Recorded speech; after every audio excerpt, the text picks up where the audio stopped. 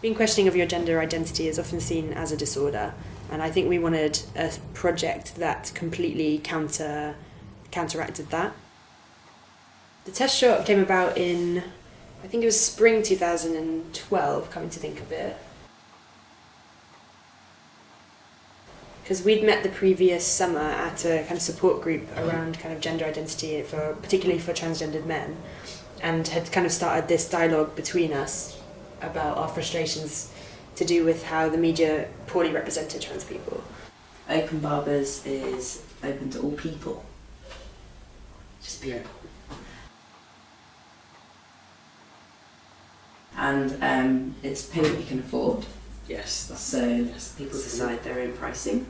So it's not only non-gendered pricing, but it's also, hopefully, non-discriminatory pricing. I think in the initial year of the test shot, it actually helped us on an individual basis. Yeah. Just without exploring our gender, thinking about transition, what we wanted from the process, how we felt, and and just meeting so many different trans people and seeing that there's so many different ways to embody trans masculinity. I think that was really helpful. Yeah. I don't think we've necessarily got anything really groundbreaking to say or to offer, but I think there's something about the solidarity of it. Yeah. That means that when you get people together and share stories and share examples, it reinforces the importance of what you're doing.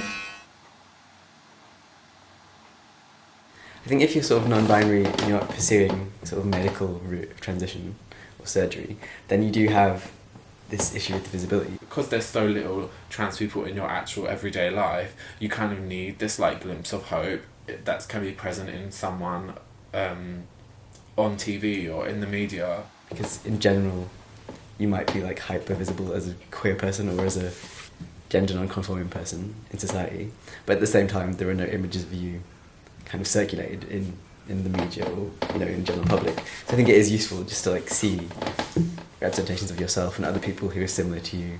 I feel like that's a big reason why I didn't start my transition earlier, is because I didn't have an understanding of what trans was, and I didn't know it's something that I was because I didn't know I was trans because I didn't know I could be trans.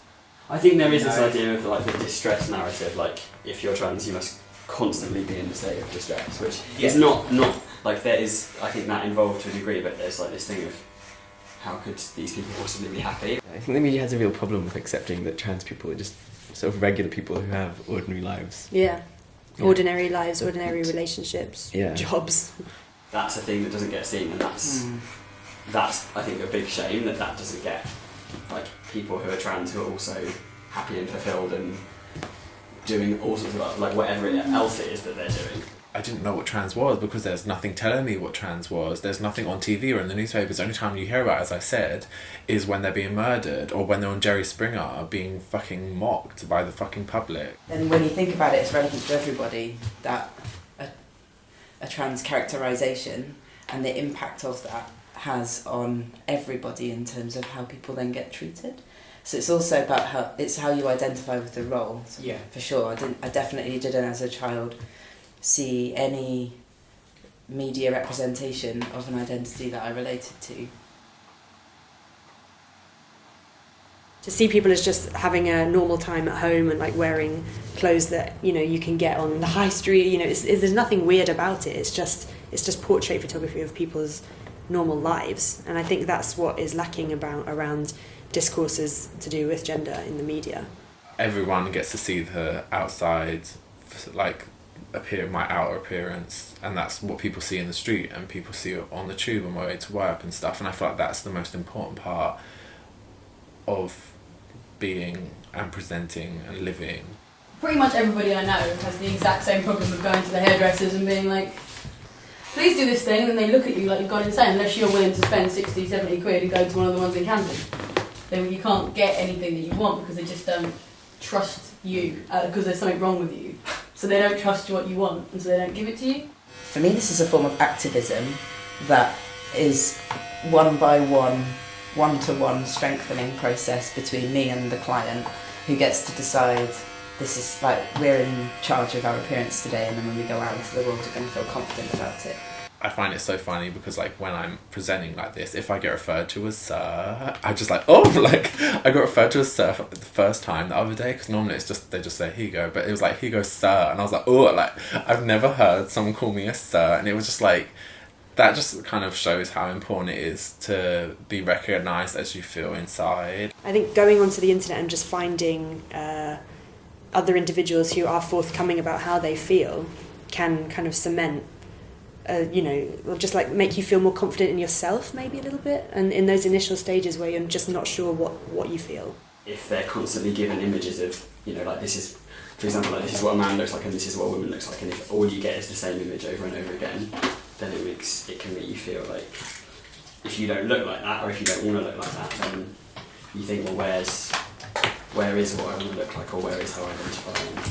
One of the first resources I found was this project by a French photographer called XX Boys, and that was like a series of portraits about like trans men in like San Francisco, Paris, like, across Europe and America, and that was really like revolutionary to me because I hadn't really seen trans men before anywhere. It's not really like don't really have a social presence or like a media presence. So the place that I learned my trans identity is online on YouTube, and it was like through people's like talking about their own trans experiences and stuff. Yeah, you can't really underestimate how much effect just that kind of visual representation can have on like, an individual.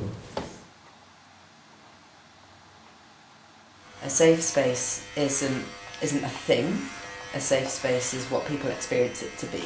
So it's always in the making. The test shot as a visual project is a collaborative project.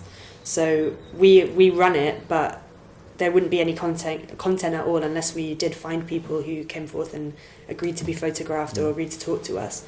The procedure of going and making yourself look how you want is really good for your mental health, for your well-being. I think the fact that there is a place where that can happen, and it can happen as a community, like we'll do it together, I think that's kind of amazing. I feel like that's why it's so important that these visually led projects exist, because they are such an important resource to people who aren't conforming to the heteronormative. I feel like these projects are like a safe space for people to be themselves and learn about themselves.